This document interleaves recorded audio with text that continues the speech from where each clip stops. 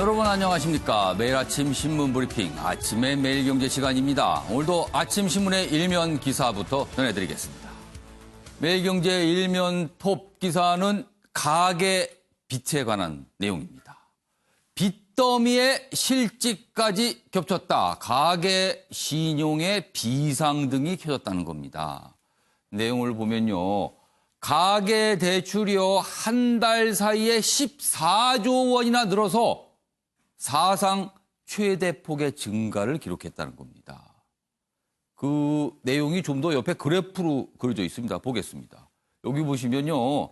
매월 가계 대출이 얼마나 늘어나는가. 이 가계 대출에는요. 주택담보대출과 신용대출 두 가지가 다 들어가 있습니다. 5월에는 한 4조에 좀 못 미쳤죠? 6월에 좀 늘어납니다. 상황이 좀 어려우니까요. 그러니까 뭐 자영업 하시는 분들 이런 분들 아마 빚을 내는 경우가 꽤 있었을 겁니다. 자, 이렇게 늘어나다가 8월에 굉장히 급증을 합니다. 14조 원을 기록하는 거죠. 심상치 않게 늘어나고 있다는 겁니다. 자, 이런 상황에서 빚은 늘어나고요. 취업자는 27만 명 뚝 떨어졌습니다. 상환 능력 급격히 약화되고 있다. 이렇게 우려를 나타내고 있습니다. 다음은 동아일보 보겠습니다. 당청, 그러니까 집권 여당과 청와대입니다. 13세 이상 전 국민 통신비 2만 원 일괄 지원한다. 그러니까 통신비가 2만 원 적게 든다는 거죠. 나라에서 해주겠다는 겁니다. 문재인 대통령과 그리고 여당의 새 지도부가 어제 청와대에서 만났습니다. 그리고 그 자리에서 나왔어요. 이낙연 대표 요청에 문재인 대통령 같은 생각입니다. 그럼 이렇게 되면 된 거예요. 이는 추진이 되겠죠. 피해 지원 효과 미지수 이런 지적이 나옵니다. 2만 원 한 사람씩 깎아줘서 이게 어떻게 최근에 코로나19 여파 그 피해 지원이 되는가 뭐 이런 또 얘기도 있어요. 임대료이나 세액공제도 연장키로 했다. 이런 내용까지 곁들여져 있습니다. 이번엔 조선일보 보겠습니다. 추미애 장관 부부 아들 병가 민원했다. 국방부 문서 나왔다. 어제 이런 내용이 하루 종일 주목을 좀 끌었죠. 2차 병가 하루 전에 민원실 통해 뭔가 연락을 했다는 거죠.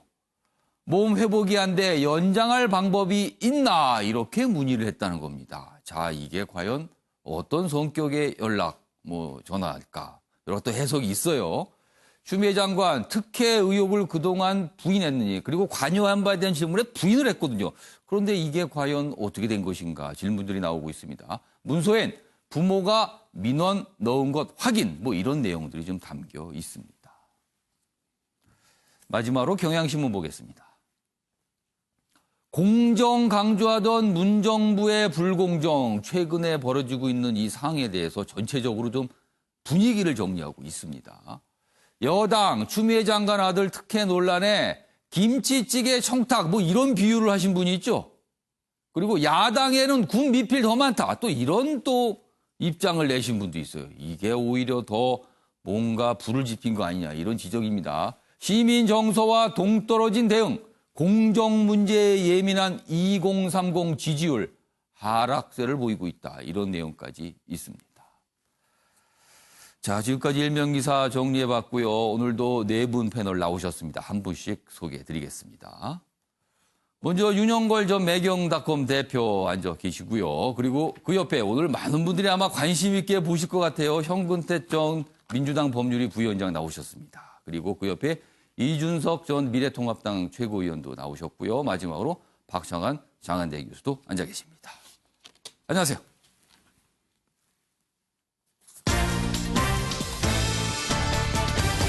오늘날 주요 이슈들을 정리했습니다. 아침을 여는 키워드 4가지가 화면에 있습니다. 첫 번째 키워드는 통신비 2만 원입니다. 큰 문제가 없다면 어제 사실상 결정이 된 거죠. 13세 이상 전 국민 대상으로 통신비를 2만 원. 그러니까 단발입니다. 이번에만 한 번 2만 원을 줄여주겠다는 거죠. 여러 가지 평가가 가능할 것 같습니다. 두 번째 키워드는요. 편한 군대. 추미애 장관 아들 카투사, 그러니까 주한미군을 지원하는 한국군 병사들이죠. 그 카투사 군무를 했는데 여당 내에서 이 카투사 군무와 관련해서 편한 군대다. 이런 얘기를 하는 바람에 또 약간 논란이 있습니다. 세 번째 키워드는 서둘러 불 끄기. 윤현창 더불어민주당 의원 이 문자 메시지가 포착이 돼서 논란이 됐는데 이낙연 대표가 뭔가 수습을 하는 모양새 어제 나타냈습니다. 네 번째는 영끌 가계빚입니다. 방금 전 일면기사에 봤죠? 가계빚이 굉장히 빠르게 늘고 있는데 빚을 낼 수 있는 방법을 찾아서 돈을 모아서 뭔가 하고 있다. 뭐 이런 내용이 됩니다. 자, 아침에 매일경제 그럼 본격적으로 출발하겠습니다. 첫 번째 이슈는요. 어제 이낙연 대표와 문재인 대통령이 만나면서 사실상 합의가 이루어졌다. 합의란 표현이 맞는지 모르겠지만 아무튼 결정이 된 걸로 보입니다. 통신비 절감 얘기입니다. 보시죠. 35, 49세만 빼려던 통신비 지원. 그렇습니다. 원래 이제 코로나19 대책 중에 하나로 계속 거론이 됐었죠. 이 통신비. 최근에 이제 비대면 어떤 활동, 회의가 많으니까 통신비가 좀 늘어났다. 그러니까 이거에 대해서 정부가 좀 도와주겠습니다. 이런 취지였어요. 그런데 그동안은 이제 나이가 연세가 많으신 분, 그리고 나이가 좀 어리신 분, 뭐 이렇게 그쪽은 지원하고 나머지 요 정도 나이에는 빼려고 했었어요. 그런데 비판 여론에 13세 이상으로 확대가 됐다. 사실상 전 국민을 지급하는 겁니다. 문재인 대통령 오늘 비상경제회의 주제 아마 여기서 내기가 나오겠죠. 좀 더 보겠습니다. 17세에서 35, 34 그리고 50 이상, 50세 이상 보도에 불만이 속출했죠. 여기는 왜 빼놓는가? 사실 이 나이대가 제일 활발하게 비대면 활동하는데 무슨 소리입니까? 뭐 이런 불만이 좀 있었어요. 그러자 전 국민의 89%인 4,600만여 명에게 2만 원씩 지급하기로. 또 어떤 분들은 2만 원씩 지급하니까 매달 주는 건가요? 근데 그거 아닙니다. 그냥 한 번만. 뭐 이런 얘기가 있습니다. 자, 이거에 대해서 또 여러 가지 좀 평가도 있을 수가 있어요. 다음 기사 보겠습니다. 전 국민 2만 원 주려고 사실상 이제 13세 이상 통신비니까 전 국민이라고 볼 수 있어요. 2만 원 주려고 빚내서 9천억 쓴다. 그러니까 비용을 보니까 9천억 원 가까이 되는 거예요. 엄청납니다. 1조에 조금 모자라게 되는 거잖아요. 근데 그동안 이 코로나19 대책과 관련해서 뭐 긴급재난지원금 2차 줄 때 전 국민이냐 아니냐 막 얘기가 많았는데 결국은 선별 지원한다고 했잖아요. 그런데 선별 지원 원칙이 퇴색된 거 아니냐.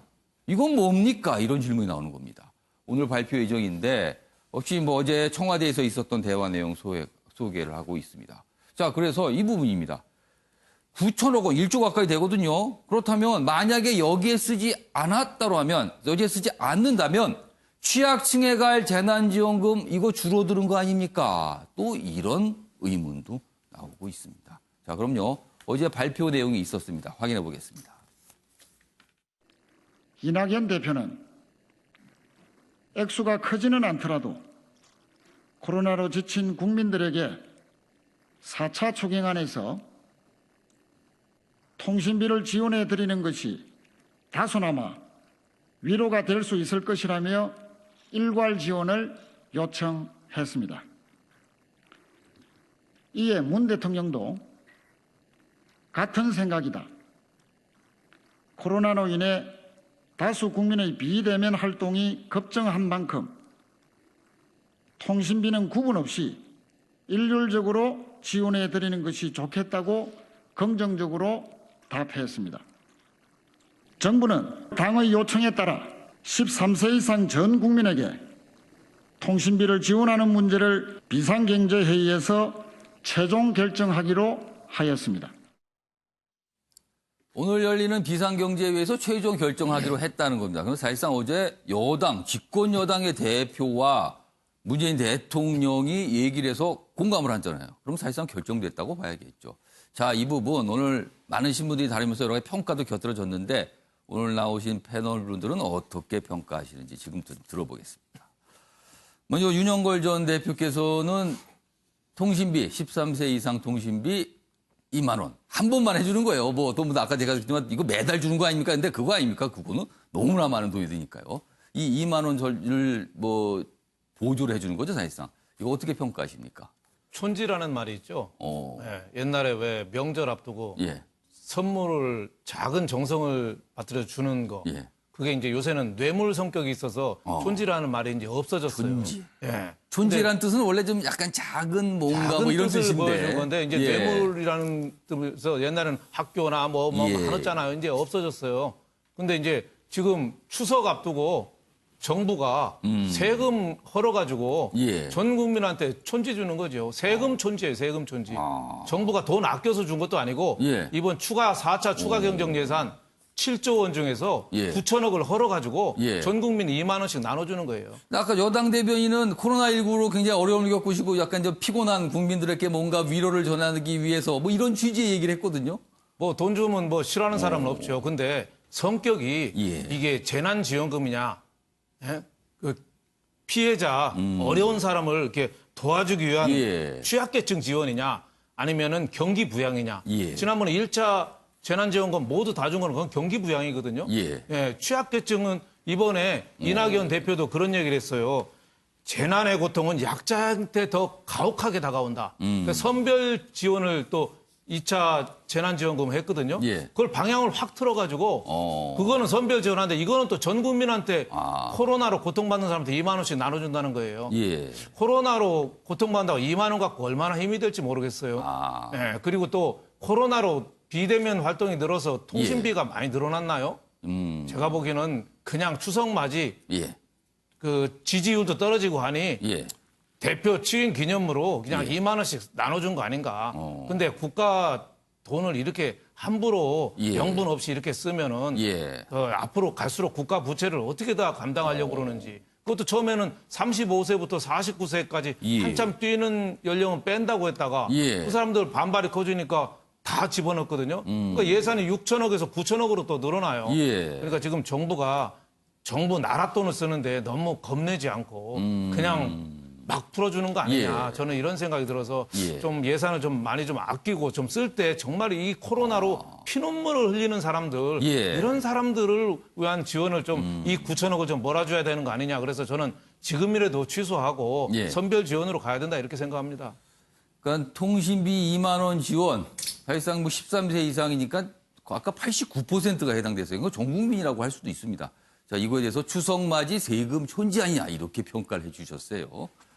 박찬강 교수께서는 어떻게 평가하시겠습니까? 네.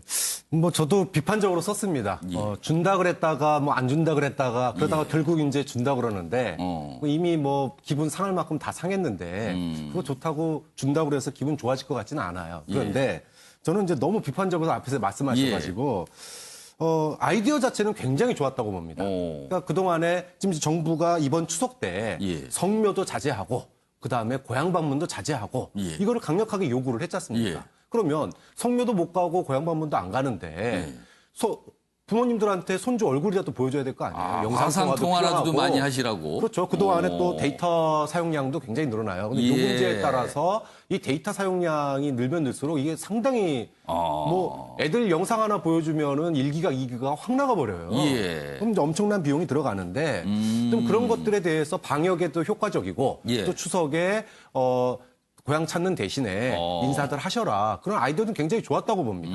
그런데 문제는 과정이에요. 예. 아무리 뭐 의견 수렴 과정이었다고 하지만 예. 뭐 준다 그랬다가 안 준다 그랬다가 예. 준다 그랬다가 이런 과정이었죠. 그다음에 선별이라고 그랬잖아요. 전체적인 거는 지금 선별로 가고 그렇죠. 있는 선별이라고 그랬는데 갑자기 또 준다고 그러고. 그러니까 이거 자체가 여론에 대해 너무 오락가락하는 거 아니냐. 그런데 여기서 기사가 하나 또 터졌습니다. 예. 이재명 지사는 예. 경기도민들한테 예. 20만 원 지역화폐 상품권 사면 예. 5만 원 더 주겠다 그래요. 25%를 더 주겠다 이렇게 돼 있어요. 저 경기도에 사는 수도권 주민들은요. 이재명은 5만 원 주는데 국가에서는 2만 원 준다 안 준다 이런다고 어저께 말도 그러네 굉장히 보니까 또 많았거든요. 액수 비교가 또 그렇게 될 수도 있겠네요. 그렇죠. 근데 이 경기도의 5만 원은요. 선별 지원도 아니에요. 심지어는. 그런 점에서 예. 돈을 얼마만큼 주느냐도 중요하지만 예. 어떻게 주느냐가 중요합니다. 돈을 쓰는 게 정말로 국민들의 마음에 예. 정부가 없는 돈에 없는 살림에 국민들을 위해서 노력하고 나아가는 마음이 느껴져야 되는데 오락하게 되면 일관성이 없게 되면 예. 그 효과가 이렇게 반감된다는 거죠. 그러니까 받으시는 분들 뭐 이렇게 가기로 했으니까 오늘 결정되면 이렇게 받겠죠. 그러면은 한 사람당 2만 원 정도를 뭔가 지원받는 셈인데 한 사람당 2만 원 뭐 액수가 얼마 안 되지 않는가 이렇게 말씀할 수 있지만요. 이걸 다 합하면요 9천억입니다. 9천억. 그러니까 여기에서 항상 이제 고민이 되는 대목들이 등장을 하는 것 같아요. 자, 어제 사항에 대해서 또 정리한 좀 기사가 있습니다. 그러니까 아까 통신비 2만 원 내용은 또 한 축이고요. 어제 이렇게 대해서 뭔가 공감하는 과정이 오간 그 내용입니다. 이낙연 대표가 어제 청와대에서 문재인 대통령을 만났죠. 회동을 했습니다. 그래서 이렇게 얘기합니다. 다 주면 어떨까요? 문 대통령. 그러니까 그게 좋겠네요. 이렇게 되면서 뭔가 결정이 된 겁니다. 지금. 어제 상황입니다. 지금 이게. 통신비 전국민 지원 어떤 과정을 거쳤는지 이렇게 제목으로 좀 싣고 있습니다. 이 부분 어제 뭐 회동의 모습 저희가 영상으로 준비했습니다. 먼저 확인해 보겠습니다. 생각합니다. 이것을 계기로 해서 정부와 국회 간 또 여야 간, 여야정 간 협치가 더욱 발전해 나가길 바라고 그 주역이 여당이 되어 주시길 바라고 또 촉매 역할도 해 주시길 바랍니다. 정무적으로는 대통령께서 이미 하고 계시지만 여야 대표 간 회동 또는 뭐 1대1 회담이어도 좋습니다만 추진해 주셨으면 좋겠습니다. 자, 어제 회동이 오전 11시 정도에 시작이 됐어요. 그리고 이제 코로나19 이런 걸 좀 걱정을 해서 오찬을 하진 않았습니다. 약간 다과 정도만 곁들였는데 그 앞부분 모두 발언 정도만 지금 영상으로 좀 소개가 돼 있는데 비공개 그 내용에서 요 통신비 관련 얘기가 좀 있었습니다. 자, 윤영걸 전 대표님.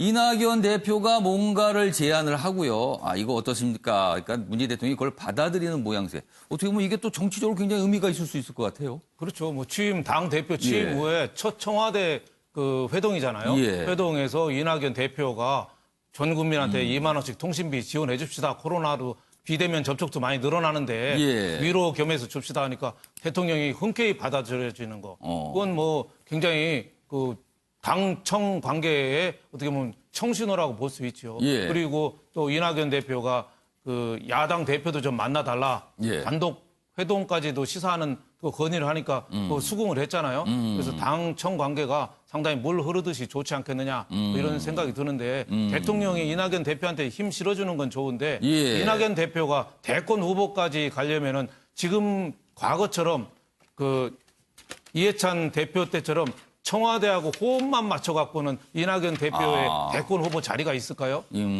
당 대표 기간은 단 6개월인데 예. 뭔가 이 문재인이라는 텃밭에서 자기는 나무를 심어야 되는데 예. 그 텃밭에서만 안주하면은 이낙연의 자리가 있을까요? 저는 이낙연은 청와대랑 가까워지기도 해야 되지만 예. 또 나름대로의 색깔을 내야 되는 거리두기도 또 해야 되는 예. 정치적 거리두기도 해야 되는 게 이낙연 대표의 과제가 아닌가 저는 그렇게 생각했습니다. 자, 박상현 교수님. 네. 어제 이낙연 대표가 뭔가를 확실히 주도하는 듯한 모습, 그리고 그게 이제 관철되는 그런 모습이 이제 공개가 된 거예요. 근데 공교롭게, 물론 의도한 바는 아니겠습니다. 아까 잠깐 말씀하셨죠? 이재명 경기지사 어제 지역화폐 관련된 어떤 정책을 발표했잖아요. 뭘까요? 이 상황이 좀 묘하기도 합니다. 뭐 대통령으로서는 예. 후반기 이제 얼마 안 남은 국정 운영에 있어서 뭐 당정 간에 그런 뭐 또 혼연일체되는 모습 이런 모습도 보여주고 예. 또 새로운 당 대표에게 힘도 실어주는 모습 또 새로운 당 대표는 대통령에게 뭔가 건의해서 그것이 예. 이제 받아들여지는 모습 이런 것들이 이제 뭐 그런 것들을 보여주고 싶었던 것 같아요. 예. 뭐 그런 점에서 뭐 출발로서 굉장히 좋다고 봅니다. 그런데 아까도 말씀드렸지만 이 과정이요. 저 예. 제목을 보면은 어저께까지 불과 어저께까지 안 준다고 그랬는데 또 그렇게들 알고 있었어요. 35세부터 50세까지. 예. 근데 말 한마디 한다고 바뀌냐? 이러면은 이제 여론에 따라서 이게 정책이 왔다 갔다 하는 굉장히 정책이 가벼워 보이는 거예요. 그렇다고 그것이 기분 좋게 만드느냐? 기분은 이미 다 상했고 예. 그럼 이게 정책적인 효과가 많이 있느냐? 예. 그런데 제가 아까 20+5를 20만 원 더하기 5를 얘기한 것은 예. 추석 명절에 20만 원 선물 사서 보내라 택배로 그러면은 경기도에서 5만 원 더 주겠다 이렇게 하니까 이거는 경제 유발 효과 플러스 인센티브거든요. 자 그러면 어느 것이 더 이제 국민들 눈에는 더 효과가 있는 걸로 받아들여질 거냐는 예. 거죠. 그러니까 모양새가 좋은 것, 뭐 첫 출발이니까 뭐 거기서 쓴소리하고 뭐 새로운 아이디어가 갑자기 예. 나오고 그러지는 않겠지만 그럼에도 불구하고 저런 과정에서조차도 어제 하루에 이미 대선 주자들 간에 예. 어떤 그런 뭐 정책 경쟁 또는 뭐 힘의 경쟁 이런 것들이 느껴지는 그런 하루 동안의 신문 기사를 보는 느낌이었습니다. 그렇습니다. 이 여당의 유력 대선 주자 2명이 각각 국민들에게 그리고 도민들에게 뭔가를 주는 그런 정책에 대해서 얘기를 했거든요. 어제 동시에 좀 나왔습니다. 자, 뭐 통신비 2만 원 얘기. 오늘 뭐 비상경제회의가 예정돼 있는데 거기서 아마 최종 결정이 될 것 같습니다. 그럼 뭐 추가적인 내용도 나올 것 같습니다. 자, 이번에는요. 추미애 장관 아들 관련 논란 뭐 계속 이어지고 있죠. 그 얘기 좀 해보겠습니다. 어제 오후에 좀 새롭게 나왔어요. 문건입니다. 국방부 문건으로 보이죠? 국방부 문건엔 추미애 부부가 직접 아들 병가 민원을 했다. 이런 내용이 담겨 있어요. 뭔가 연락을 한 거예요. 민원에. 국방부 민원실에. 지금 추미애 장관 아들 주가 일절 관여 안 해. 사실 국회에서 이런 질문 받아서 이렇게 얘기했어요. 근데 이거하고는 좀 다른 거 아니냐라는 거죠. 그래서 여기 보면 한국일보는 위증 논란 이렇게 돼 있습니다. 인사청문회 본인 위증 처벌 조항이 없어서 위증 논란이지만 뭐 처벌 뭐 조항 자체가 없으니까 이거는 뭐 그냥 어렵다 이런 얘기는 하지만 뭔가 좀 말이 다른 거 아니냐 이렇게 지적을 하고 있어요. 추 1차 병가 종료일에 국방부에 민원 전달. 국방부 해당 문건 정확한 출처 확인 중이다. 지금 이게 어제는 공개가 됐는데 이제 정확한 출처는 아직까지 좀 더 좀 알아봐야 되는 상황이지만 내용은 좀 공개가 되고 있습니다. 지금요. 뭔가 민원을 했다. 연락을 했다. 이겁니다. 지금. 다음 기사 보겠습니다. 추미애 아들 측 부대 배치 청탁 주장 전 대령 경찰에 고발했습니다. 여기 보시면 추미애 법무장관 아들 여기 사진이 있습니다. 추미애 법무장관 아들 서모 씨의 법률 대리인, 그러니까 변호인이죠. 형구택 변호사가 어제 서울지방경찰청 앞에서 기자회견을 하고 있다. 오늘 출연하셨습니다. 오늘 질문 좀 드릴 게 많이 있어요. 그래서 기사 내용 좀 보겠습니다. 여기 보면 허위 사실이란 명예훼손 혐의입니다. 그리고 석씨 상급자 지원반장이 재정리한 업무 시스템 문건 공개. 뭐 앞서도 했던 내용하고 연결이 됩니다. 휴가 연장 문의 부모님께서 민원 국방부 내용 내부 보고용이다. 일단 좀 더 알아보겠다는 입장도 좀 나왔습니다. 자, 그럼요. 어제 몇 가지 장면들이 있었는데요. 영상으로 묶었습니다.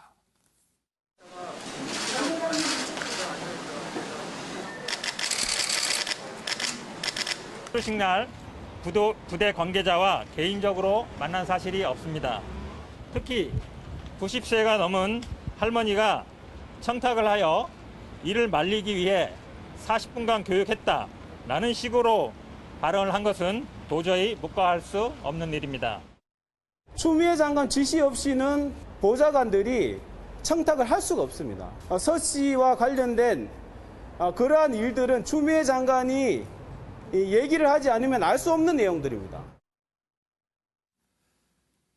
자, 시청자 여러분께서 아마 이 관련된 뉴스를 매일 보고 들으실 거예요. 그런데 사실 좀 복잡하기도 합니다. 그래서 저희가 화면 하나로 좀 정리 좀 했습니다. 과연 어떤 쟁점들이 있는지요. 화면 보겠습니다. 자, 추미애 장관 자녀 의혹 이렇게 돼 있습니다. 아들의 병역 당시의 상황과 집중돼 있죠. 일단 군 휴가 특혜 의혹입니다. 뭐 이 사이에 모두가 연락을 했다. 아니다. 뭐 이런 게 나오죠. 그러니까 2차례의 병가 그리고 거기에 추가된 한 차례의 개인 연가. 그래서 20여일 되는 그 휴가. 이게 과연 정당한 것이냐 아니냐. 중간에 무슨 과정이 있었냐. 이걸 가지고 지금 공방이 오가고 있습니다. 이게 첫 번째고요. 그리고 요 아래로 갑니다. 그 이후에 최근에 나온 겁니다. 이거는요. 그 아들과 관련해서 평창 동계올림픽 통역병 선발과 관련된 어떤 청탁이 있었는가 없었는가. 이 부분도 또 다시 한번 불거졌죠. 이것도 논란입니다. 그리고 이쪽 위로 갑니다. 그리고요. 그 아들과 관련해서 자대 배치 문제가 좀 있었어요. 이 자대 배치 관련해서 무슨 어떤 뭐 연락이 와서 좀 뭐 요청이 있었는가. 아니다. 그렇지 않다. 이 과정에서 지금 여기에서 이제 고발건이 하나가 등장을 하는 겁니다. 그리고 아래는 뭐 딸 비자갈기 청탁인데 요거는 어떻게 보면 약간 부수적으로 좀 더 추가돼서 나왔죠. 전체적으로 아들과 관련해서는 이 세 가지 점이 지금 쟁점으로 남아 있습니다. 자, 오늘 형구택 변호사, 형근택 전 민주당 법률위 부위원장입니다. 지금 뭐 아침에 매일경제는 이 타이틀로 지금 소개가 됐는데 지금 추미애 장관 아들 변호인을 맡고 계시잖아요. 그래서 어제 고발권을 화면에서 봤는데 좀 궁금한 부분이 있어요. 이 자대 배치 문제와 관련해서 어제 경찰에 고발을 했습니다. 네네. 지금 처음에 이 진술했다는 어떤 전 네. 대령과 관련해서요. 그런데 정확하게 고발 내용이 무엇인가? 지금 사실 그 전 대령의 진술이 지금 나눠보면 한 두 가지가 있어요. 자대 배치 문제와 관해서 무슨 어떤 연락, 그러니까 뭐 청탁이라고 볼 수 있는 어떤 연락이 있었다. 뭐 그건 청탁 의혹인지 아닌지 모르지만 하여튼 뭔가 연락이 있어서 뭔가를 얘기했다. 이 부분과 그리고 추 장관 가족에게 뭔가 주의성 얘기를 했다. 이 부분 두 가지거든요. 그렇죠. 교육을 고발건은 정확하게 어떤 겁니까? 그러니까 이 신원식 의원이 녹취를 공개하면서 예. 어떤 내용이냐면 자다 배치와 관련 청탁이 있었다. 예.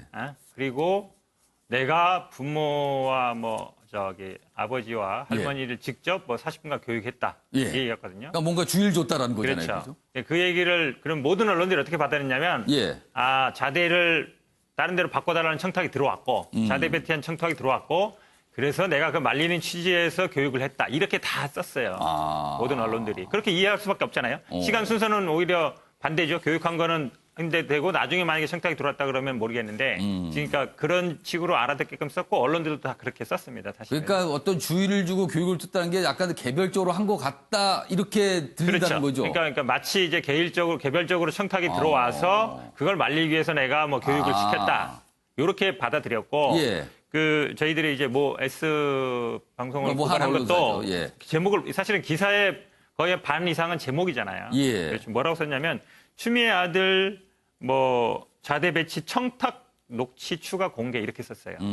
물론 이제 녹취록에 보면은 내가 교육을 했다 이 얘기만 나오지만 그래서 해설을 하면서도 예. 청탁 의혹이 있다. 그리고 이게 녹취록에 보면 자기가 40분간 교육했다 이런 얘기 교육했다. 나오는데 저희들이 그래가지고 사실관계 파악해 보니까 예. 수료식 날 강당에 이렇게 다 모아놓고 물론 이 청탁 얘기만 하는 게 아니죠. 예. 왜냐하면 그날 이제 아시겠지만 보통 전반기 용산에서 5주하고 예. 합치는 보니까 의정부에서 이제 3주를 한다고 예. 그러더라고요. 보통 후반기 교육이라 그러죠. 끝나면 이제 와서 수료식을 하잖아요. 그리고 부모님들 사진도 찍고 강당에 이렇게 저희들이 사진 공개를 했는데 예. 보니까 앞에 미군들 앉아 있고 뒤에 이렇게 부모들 앉아 있어요. 거기서 이제 여러 가지 얘기했겠죠.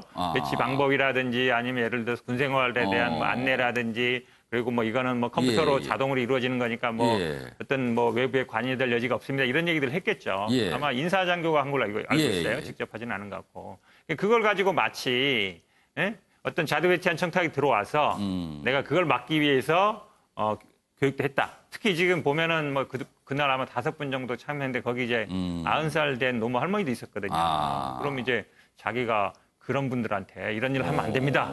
이런 식으로 교육한 것처럼 발언을 했어요. 신원식 의원도 그런 식으로 했고 방송들도 언론도 다 그렇게 보도를 했거든요. 그러니까 어찌 보면 좀 의도적이다. 그럼 당시 정확한 사항은 다른 병사들의 가족들도 다 같이 있는 자리에서 뭔가 저희들이 얘기를 한 사진 거다. 공개했죠. 예. 근데 그 부분을 좀 문제를 삼은 그렇죠. 거군요. 딱 1대1로 마치 그러니까 개별적으로 만나가지고 예. 청탁을 하고 안 됩니다. 그렇게 안 되면 안 됩니다. 이렇게 교육한 것처럼 했는데 예. 개별적으로 만난 것도 아니죠. 그러면은 자대 배치와 관련해서 뭔가 연락이 갔다 안 갔다 이런 부분도 좀 말씀인데 이 부분에 대해서 고발이 그 된 건 아니에요? 부분은 저희들이 고발하는 내용은 아니에요. 네. 그 부분은 좀 더 좀 들여다봐야 된다고 그렇죠, 보시는 건가요? 그건 지금 명확하게 알 수 없다라는 거네요. 그러면. 그날 수료식 날 어쨌든 이루어진 상황에 대해서 본인의 의도성을 저는 있다고 보거든요. 예. 신원식 의원도 마찬가지로 신원식 의원과 지금 모 대령이 어쨌든 사단장하고 예. 참모장 했다는 게 어쨌든 언론에 나왔기 때문에 그 예. 전에 합참이라든지 국방부에도 같이 근무했던 사람이고 되게 가까운 사람이죠. 예. 근데 그걸 마치 이 신원식 의원은 어떤 식으로 이걸 풀었냐면 익명의 제보자인 것처럼 내가 어떤 예. 선의에 의해서 이거를 예. 반드시 알려야 되겠다라는 것처럼 핸드폰으로 녹음해가지고 그거를 조금씩 공개했잖아요. 예. 저는 그것도 굉장히 의도성이 있다고 봐요. 아니 사단장하고 참모장이면 예. 정말 가까운 사람이거든요. 핵심 측근이에요. 그러니까 우리가 군대 해보시면 예. 알겠지만 사단장을 매일 어찌 보면은 예. 보좌하는 부분이 참모장이거든요. 우리가 예. 밖에서 보면 비서실장 같은 역할이에요. 사실상 보면. 근데 그런 분하고 관계면 얼마나 가깝겠습니까? 알겠습니다. 근데 마치 어쨌든 그 부분도 익명의 약간 좀 주장들이 좀 나오고 있어요. 지금 그렇죠. 얘기가. 익명의 제보자인 예. 것처럼 하면서 녹취해요. 제가 보기에는 그 정도 가까우면 그냥 옆에서 얘기해도 예. 돼요. 아니면 본인이 얘기도 되고. 그러니까 녹취를 자꾸 이렇게 공개한다는 거는 예. 나올 수 없는 사람, 뭔가 공익 제보자인 것처럼 포장을 했다는 거죠. 알겠습니다. 그것도 이거나 나는 비슷하다고 봐요. 지금 아침에 매일경제 시간이 좀 한정돼 있어 제가 질문이 몇 가지 있는데 좀 속도를 내겠습니다. 그러니까 청구택 변호사께서도 속도를 좀 내주세요 답변에. 그러니까 지금 말씀하신 거 제가 정리드리면 그 수료식 당일날 뭔가 청탁이 있는 것 같은 그런 내용이 나오고 그 가족들을 이렇게 개별적으로 뭔가 교육했다. 이렇게 보이는 내용을 주장했으니까 이 부분을 문제 삼고라는 거잖아요, 지금. 그렇죠. 네. 그렇지만 그 전에 어떤 연락이 왔는지 어떤지 이거는 모르겠다. 그건 들여다봐야 된다. 이 부분. 그 전에는 뭐 휴가 중인 부대 훈련 중인 사람들한테 예. 뭐 연락하는지는 거는 그러니까 자대 배치에 관련해서 그러니까 자대 배치 문제에 관련해서 어떤 요청이나 연락이 왔다. 이 부분은 그거는 좀 별로이다. 그러니까 어쨌든 지금 예. 신원식 의원이나 A 대령 측에 예. 또 그런 얘기는 저는 뭐 없는 걸로 알고 있습니다. 알겠습니다. 자, 그리고요. 지금 아까 방금 화면에 몇 가지 쟁점을 좀 소개해 드렸는데 아들과 관해서 쟁점이 크게 세 가지예요. 휴가도 있고 요 통역병 그다음에 자대 배치인데 지금 자대 배치권에서는 고발건이 이루어졌습니다. 요 나머지 두 가지 건에서는 고발 예정이나 혹시 고발 의사 뭐 이런 건 없습니까?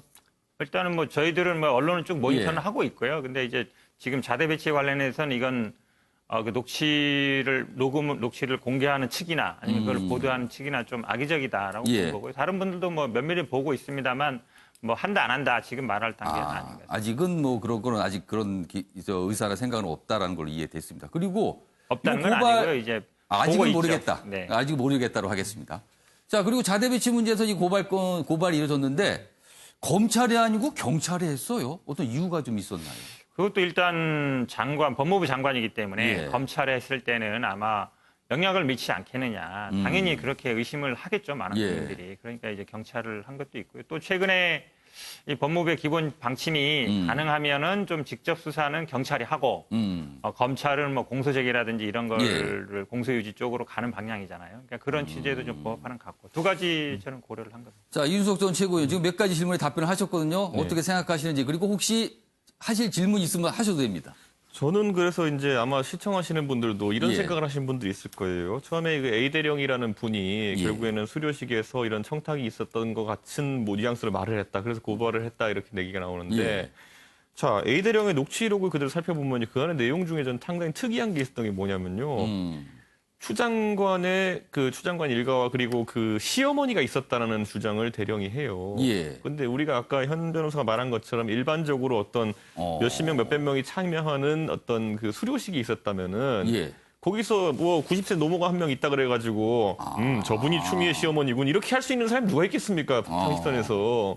그러니까 이거는 A 대령이라는 분도 인지를 했다는 겁니다. 어떤 식으로든 가가지고 뭐 추 장관 일가가 인사를 했던지 아니면 어떤 식으로 해가지고 구체적으로 어떤 가족이 그 자리에 있었는지를 기억하는 걸로 봐서는 세상에 신병훈련소나 이런 데 가가지고 예. 뭐 이런 가족이 나중에 뭐 찾아왔는데 거기서 몇십 명이 왔다고 했을 예. 때 거기서 저 사람이 추미애 시어머니네 뭐 이름표 달고 하는 것도 아니지 않습니까? 예. 그럼 무슨 수로 압니까? 그럼 분명히 어떤 통교의 과정이라는 게 있었을 수도 있다 이런 예. 생각을 하는 것이고 만약에 나중에 그런 게 있었다는 게 또 밝혀지면은 예.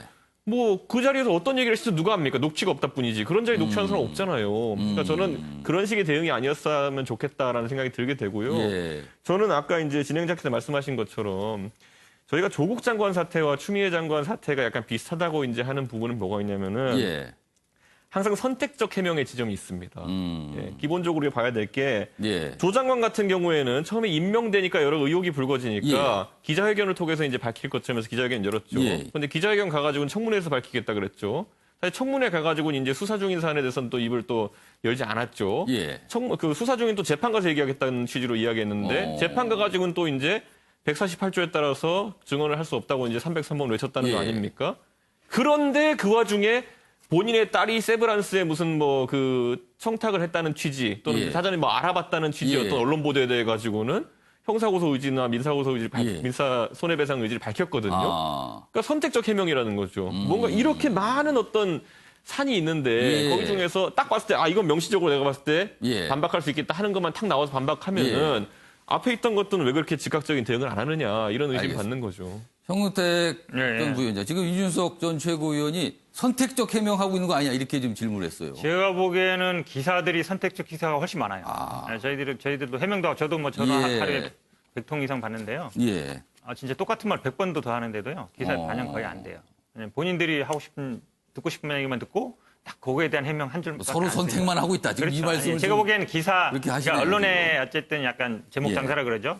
좀 그런 취지의 선택적 기사가 훨씬 많다. 예를 들어서 제가 이제 뭐 미군 규정 예. 얘기하니까 주한미군 규정이 우선 적용된다라고 얘기했더니 그걸 마치다 주한미군 규정만 적용된다. 한국군 규정 배제된다. 그렇게 다 해석하고. 마침 그 얘기 하셨는데 사실 네. 그 부분이 논란이 됐었잖아요. 그래가지고 사실은 제가 카투사가 휴가와 관련해서 적용받는 규정이 미군 규정이냐 아니면 한국 육군 그렇죠. 규정이냐 이 네. 부분인데 송구태 변호사가 언론 쪽에 설명할 때는 이게 미군 규정이 우선 적용받는다 이렇게 우선. 이해가 됐거든요. 그렇죠. 우선이라는 말은 뭐냐면 먼저 적용되고 예. 거기 없거나 다른 규정이 없으면 뒤에 건 한국 규정이 적용되는 거죠. 근데 지금 육군이나 우리 군 당국 설명은 육군 그렇죠. 규정이 적용된다고 제가 했어요. 보기에는 미국 그 국방부 예. 해명이 잘못된 것 같아요. 왜냐하면 명시적으로 규정이 있는데 그 규정이 적용되지 않는다라고 얘기하면 그러면 카투사들은 예를 들어 외출이라 물론 이제 그건 이제 휴가 기간만이다만 휴가서가 좀 달라요 우리나라랑. 예를 들어서 뭐 가족 모임 이런 이유로 예. 그 카투사 규정에는 청원 휴가를 갈 수 있게 돼 있어요. 예. 우리나라는 그런 규정 없거든요.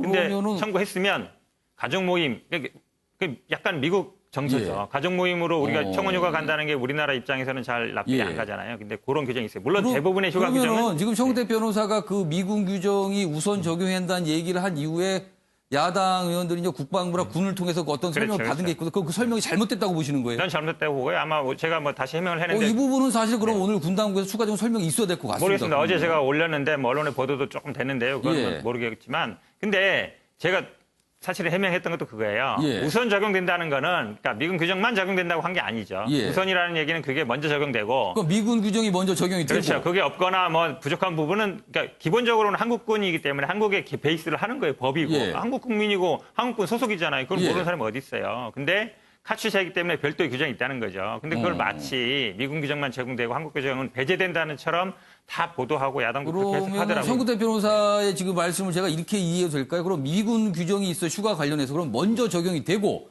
만약에 부족한 부분이나 어떤 다른 부분이 있으면 그 다음에 한국군 규정이 적용되고 이런 순서가 그럼요. 맞다는 그러니까 거예요? 휴가 종류 4가지 쭉 나오는데요. 거기 예. 보면 뭐 휴가 기간이라든지 사유는 거의 한국군이랑 비슷해요. 근데 위로 휴가라든지 포상 휴가는 뭐라고 돼 있냐면 그 카투사 규정에 예. 요거는 한국군 규정에 의한다 이렇게 돼 있어요.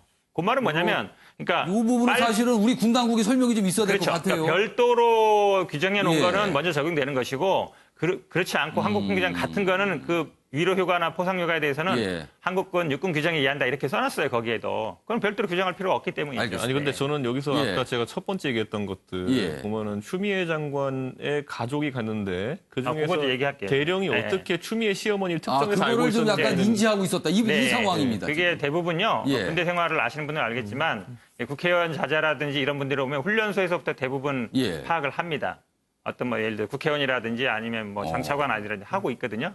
근데 그날 대령이 제가 보기에 이 정확하게 못 만났던 게 뭐냐면 예. 이 남편 이분을 뭐라고 칭했냐면 서교수라고 칭했어요. 우리가 근데 대부분 추미애 장관하고 남편은 사연 다 알아요. 변호사 먼저 붙어가지고 예. 나중에 변호사 활동하고 있고 나중에 판사 됐다가 나중에 결혼했다. 그거를 아마 제가 보기에 뭐 정치에 관심 있는 분은 다 알 거라 보는데 그래서 저는 오히려 어디서 교수하시나 겸임 교수라도 하시나 물어봤는데 그런 적 없대요. 그 말은 뭐냐면 실제로 잘 모르는 거예요. 전해 들은 거예요, 그냥. 호칭이 틀렸다. 그렇죠.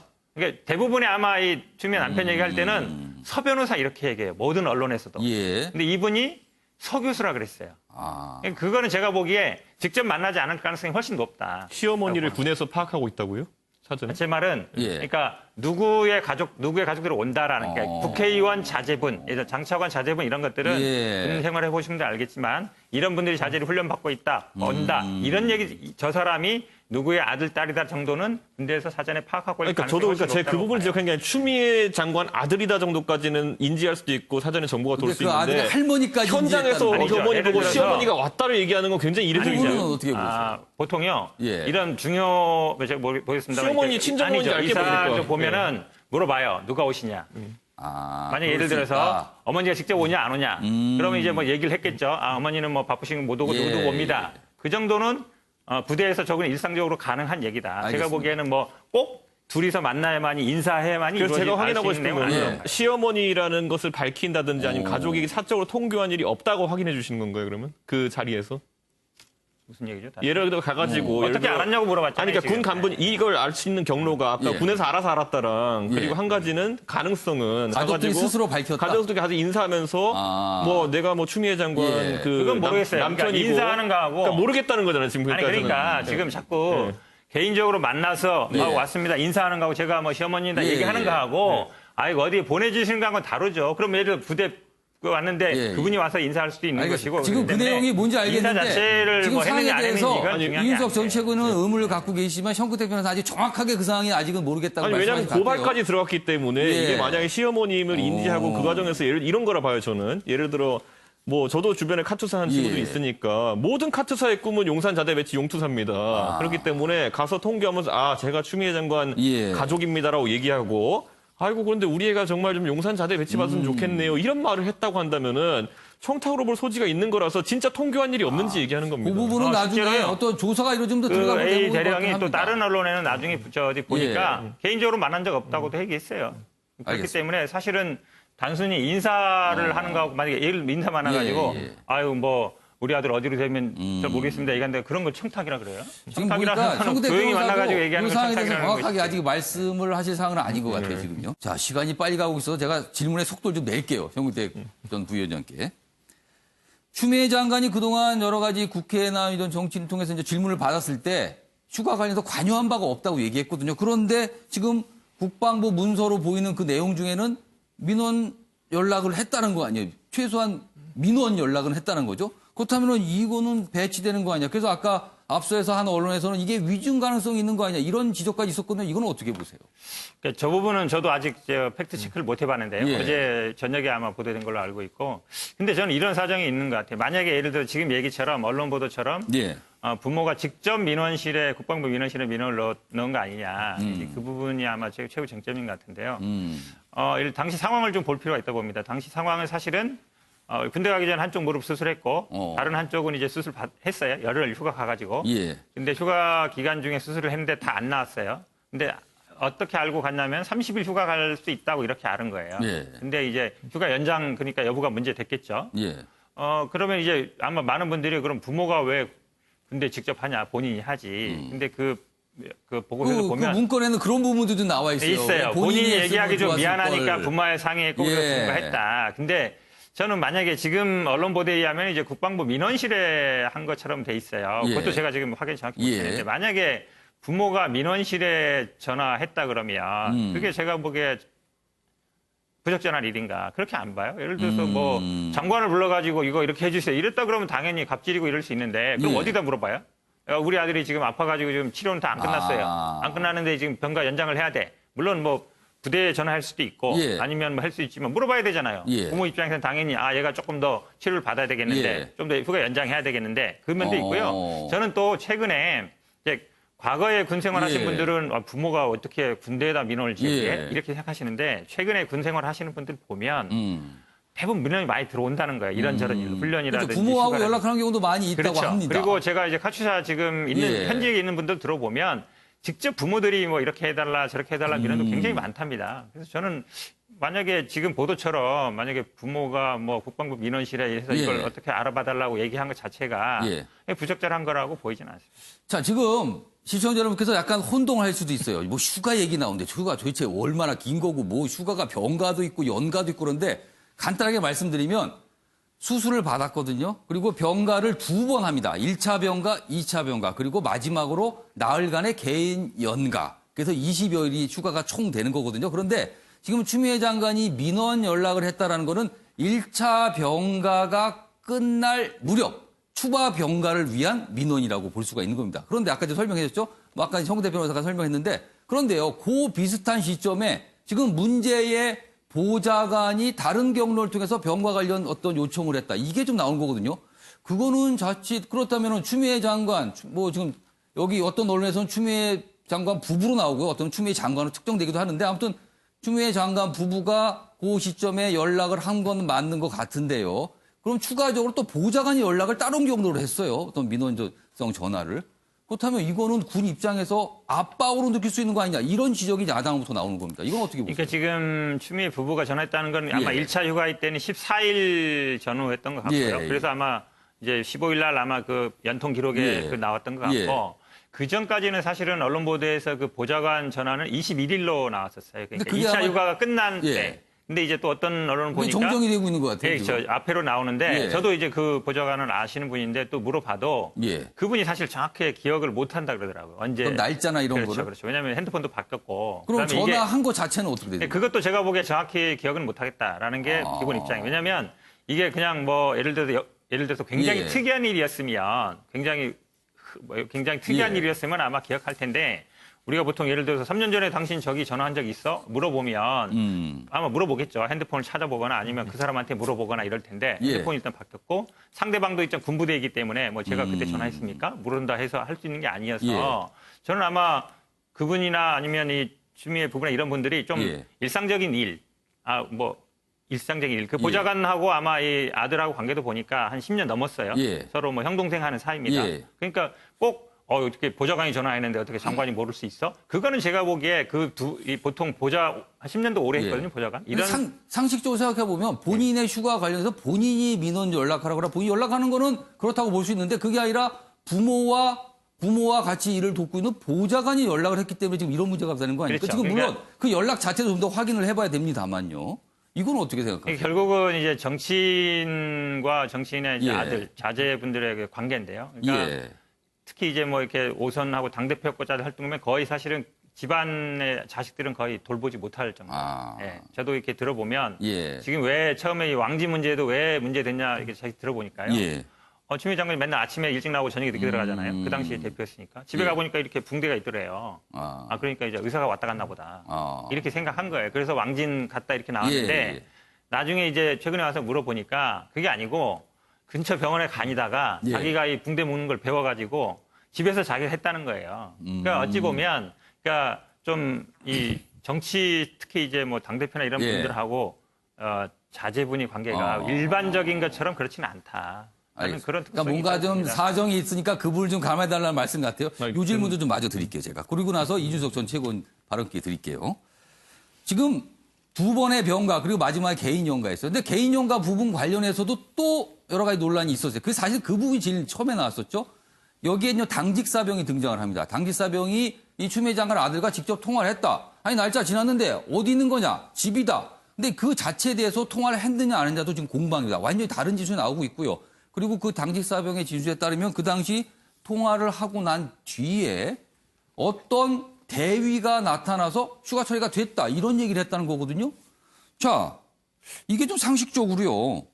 개인 휴가, 개인 연가잖아요. 그럼 그 부대 안에서 처리될 문제이지 어떤 상급 부대 장교가 와서 그 얘기를 해준다. 이것도 상식박 아닙니까?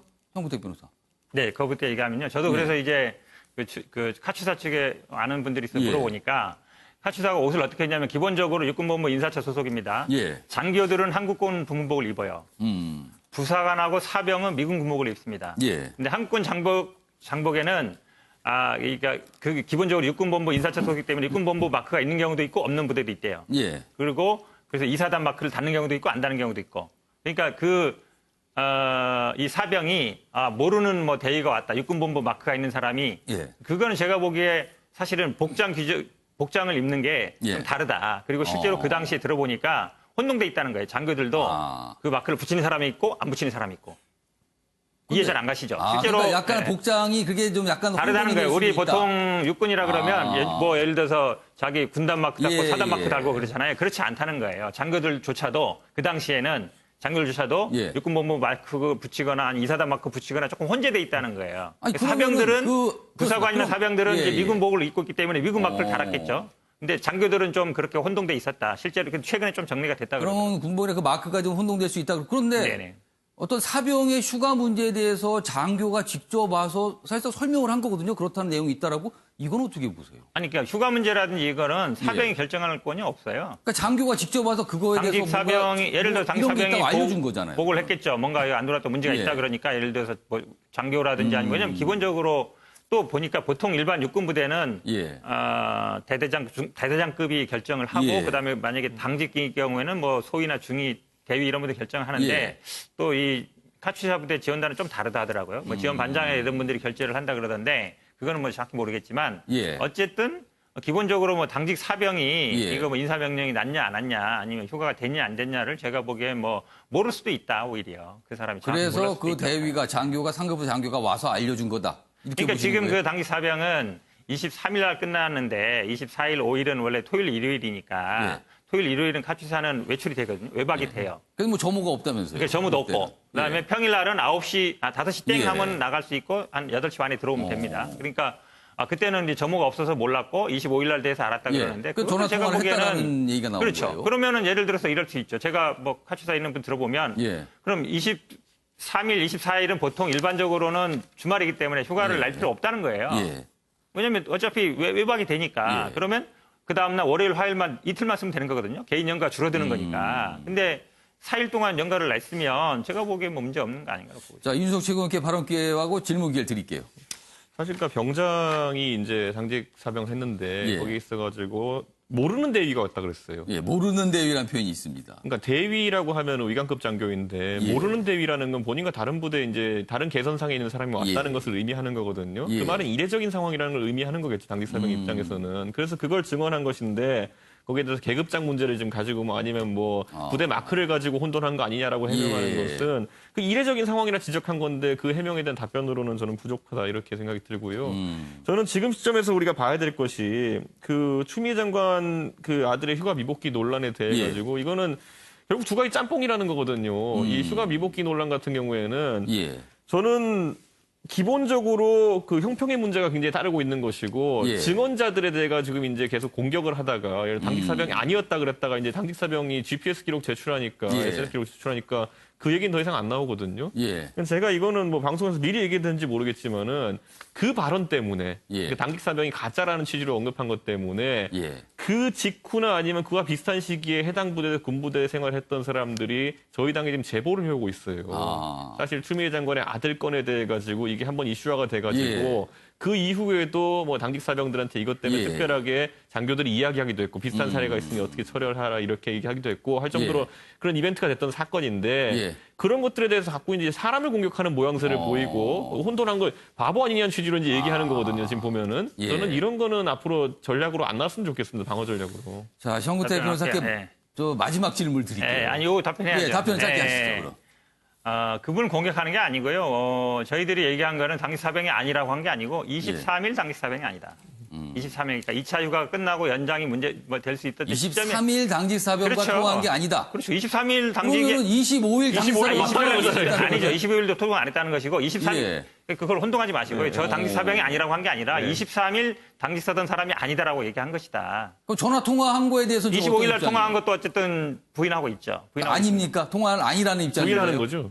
그러니까 통화한 적 없다라고 얘기하고 있습니다. 그다음에 지금 계속 이 아마 논란이 삼는 게요. 예. 이제 선조치 후보고 이게 뭐 아주 특혜다라는데 그렇죠. 그게 지금 1차 병가, 2차 병가 그 사이에 2차 병가가 들어간 그렇죠, 상황에서 그렇죠. 서류가 뒤늦게 왔다. 그러니까 그렇죠. 휴가를 먼저 조치하고 서류 처리가 뒤에 됐다. 이거거든요. 이 부분도 논란이에요. 그 부분이 사실은 저도 예. 저도 이제 군대에서 장교 생활을 해봤는데 그런 일 있습니다 실제로. 아주 급한 경우는 전화로 먼저 처리하고 예. 서류 나중에 갖고 와라고 해요. 카츠사 현재 있는 분들도 보면 그런 경우가 종종 있다 그럽니다. 예. 실제로 또 제가 내부에 있는 분들 얘기 들어보니까요. 예. 무슨 돌아가셨다고 해서 그러니까 카츠사가 그렇게 지금 우리나라 뭐 육군 이런 데처럼 행정 예. 처리가 아주 그렇게 깔끔하거나 서류 정리 잘 안 되고 예. 있어요. 왜냐하면 이런 일도 들더라고요.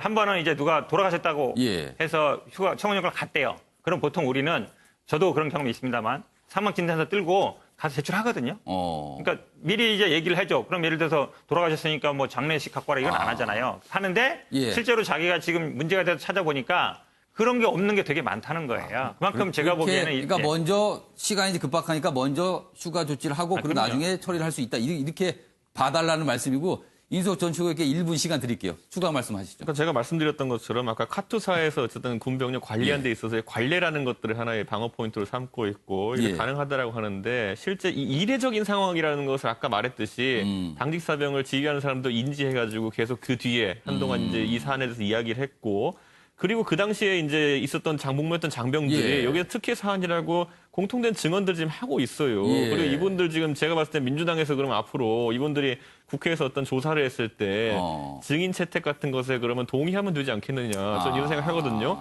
자꾸 익명으로 뭐 이런 인터뷰를 한다라고 해서 예. 뭐라고 하는데 대한민국의 집권 여당과 지금 장관에 대한 사안이고 거기에서 지금 계속 모르쇠로 일관하고 있고 인신공격을 일삼는 집단에 대해 가지고 예. 뭔가 증언을 할 때는 당연히 위축될 수밖에 없는 것이거든요. 그렇기 때문에 그들에게 법적으로 어쨌든 보호할 수 있는 예. 장치를 마련해서 증인을 불러달라. 저는 이렇게 말하고 싶어요. 그런데 그걸 알겠습니다. 민주당이 동의하는지 우선 묻고 싶고요. 예. 아니면 이거는 이런 절차, 추미애 장관에 대해 예. 가지고 국회 차원에서의 어떤 조사 이런 하는 것에 대해 가지고 그냥 동의하면 되는 거 아닙니까? 특검이든 특임 예.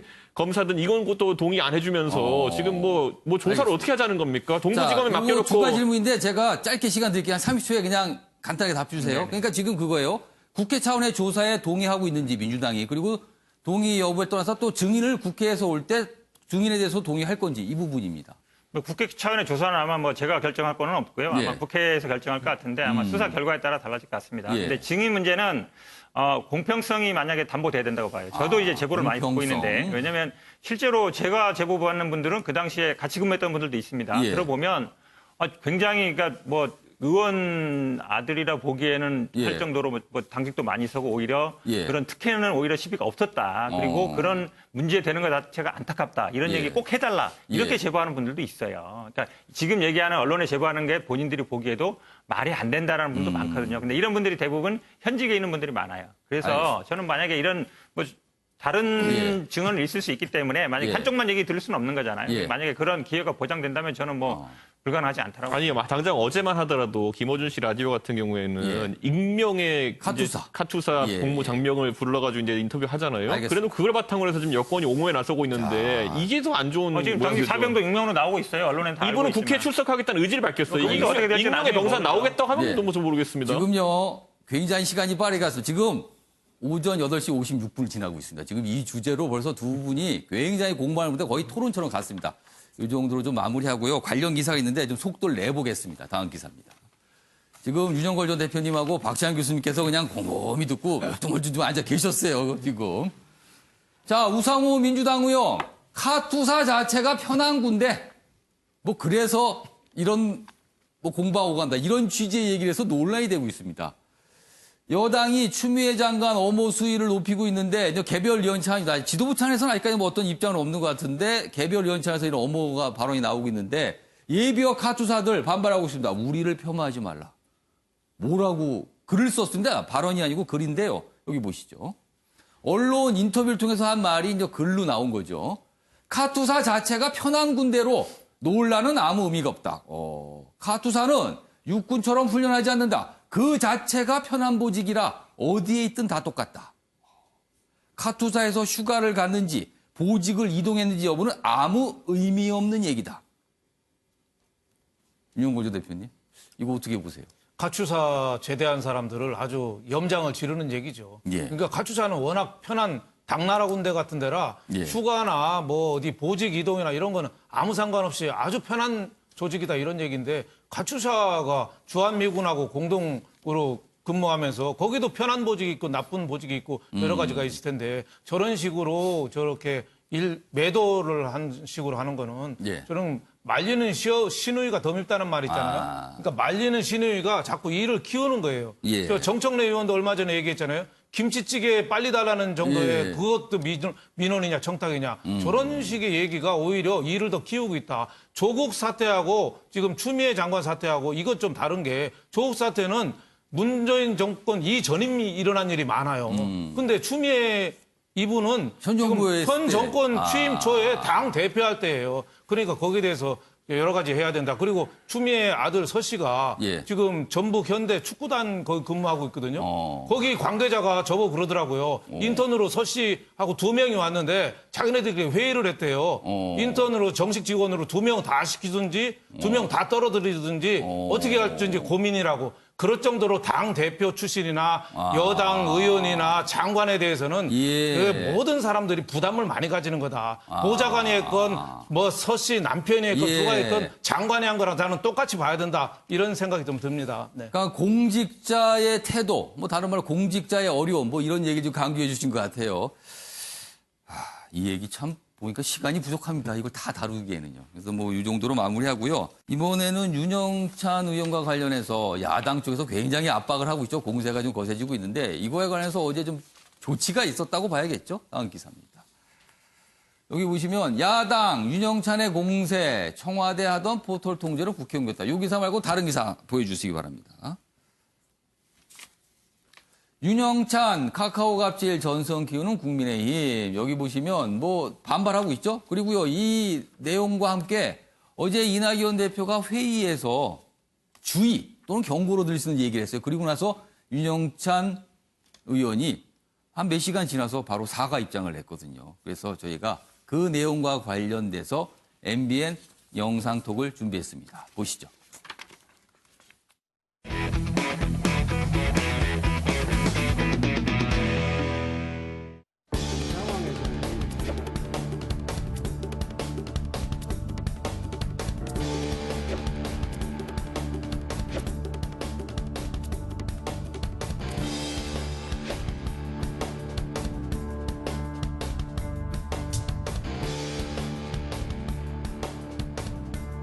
오공 시절의 보도 지침이 되살아난 듯한 그런 느낌을 받았습니다. 오만 불손이 느껴집니다. 서슬프는 갑질이 느껴지는 매우 유감스러운. 민주당은 야당일 때는 드루킹, 여당일 때는 그냥 킹입니까?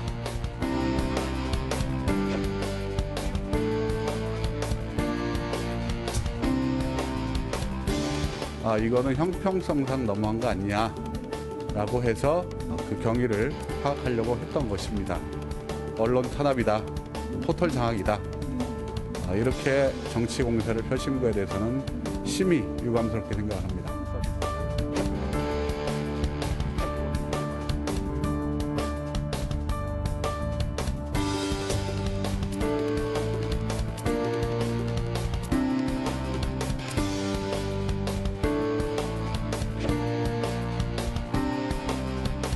어제 우리 당 소속 의원이 국회 회의 중에 부적절한 문자를 보낸 것이 포착됐습니다.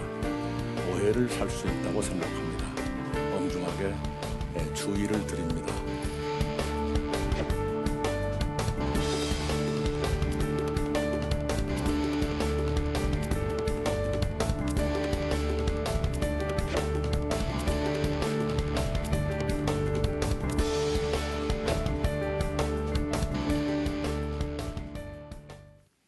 박정환 교수님. 네. 유영찬 의원 그동안 그 입장까지 전까지는 당당했어요. 내가 뭐 문제가 됩니까라는 그런 입장이었는데 이낙연 대표가 뭔가 주의, 경고를 준 뒤 몇 시간 뒤에 바로 사과 입장을 냈거든요. 이거 무슨 상황입니까? 대통령도 여당 대표에게 힘을 실어주는 모양새를 취한 하루입니다. 그런데 대통령을 모셨던 윤영찬 의원이 대표와 치고받는다? 있을 수 없는 일이죠. 그리고 여론이 굉장히 안 좋아졌습니다. 우리가 이제 성희롱 사건을 보면은요, 예. 어깨에 손을 얹어요. 그러면은 한 사람은 딸 같아서 예뻐서라고 예. 얘기를 합니다. 근데 당한 사람은 어떻게 하죠? 기분 굉장히 나빴다 이렇게 얘기를 해요. 자, 그런데 들어오라 그래요라고 하는 문자를 보냅니다. 예. 보낸 사람은 뭐라고 얘기를 했냐면 해명을 했냐면 사실관계를 형평성에 대한 사실관계를 확인하기 위해서 들어오라고 그랬다라고 얘기를 합니다. 예. 그런데 그 문자를 본 대다수의 국민들이나 예. 대다수의 사람들은 왜 그러지? 혼내주려고 그러나? 이렇게 다 받아들여요. 자, 그러면 본인이 아무리 뭐 형평성 얘기하지만 예. 다른 사람들이 다 그것을 갖다가 저 들어오라고 그러는 거는 혼내주기 위해서 들어오라고 그러는 거네라고 본다면 그거는 문제가 있는 거죠. 말 그대로 이낙연 대표가 얘기했듯이 예. 오해 살 운동을 한 겁니다. 분명히 이거는 엄중 경고를 받아도 마땅하고 본인이 거기에 대해서 저 자성을 해야 된다고 봅니다. 이낙연 대표가 지금 뭐 정치인 선배이기도 하지만 한 언론사의 정치부 기자 때 당시에도 또 선배였다고 합니다. 그래서 아마 선배가 겹치네요. 그럼 두 가지 선배가. 그래서 만평도 있습니다. 열받은 누가 열받을까 밑에 이낙연이라고 돼 있습니다. 내 방으로 당장 들어오라고 하생 이렇게 썼습니다. 그 앞서 뭐냐면 윤영찬 의원 카카오 압박 문자가 딱 걸렸네요. 이걸 받고 내 방으로 당장 이렇게 만평에서 약간 풍자를 해놨습니다. 자, 마지막 기사가 될 것 같습니다. 경제 분야 기사입니다. 다음 보겠습니다. 일면 기사 때 잠시 전해드렸는데요. 영끌에 8월 가계빚 14조 급증, 신용대출만 6조가 넘습니다. 그러니까 여기는 주택담보, 그다음에 신용대출 다 포함되거든요. 14조가 한 달 동안 늘은 거예요. 엄청나게 늘은 겁니다. 빚내서 주식 투자하는 경우, 그리고 정말 힘들어서 빚을 낸 경우, 이런 게 겹쳤다. 그럼 빚이 쌓이고 있는 겁니다. 윤영골조 대표님. 나중에 다 갚아야 되는 건데 이거 어떻게 되는 거죠, 그럼? 그렇죠. 어마어마한 거죠. 한 달 만에 가계 예. 빚이 14조가 급증했고 그중에서도 신용대출만 6조 2천억. 그러니까 뭐 주식 투자다, 부동산 투자다 이렇게 하는데 예. 제일 큰 건 뭐냐면은 코로나19 위기로 예. 자영업자라든지 어려워진 사람이 너무 많은 거예요. 예. 이분들은 수단 방법을 가리지 않고 돈을 지금 빌리고 있습니다. 예. 이러니까 이게 경제 위기가 오면은 자칫하면 어떻게 되겠습니까?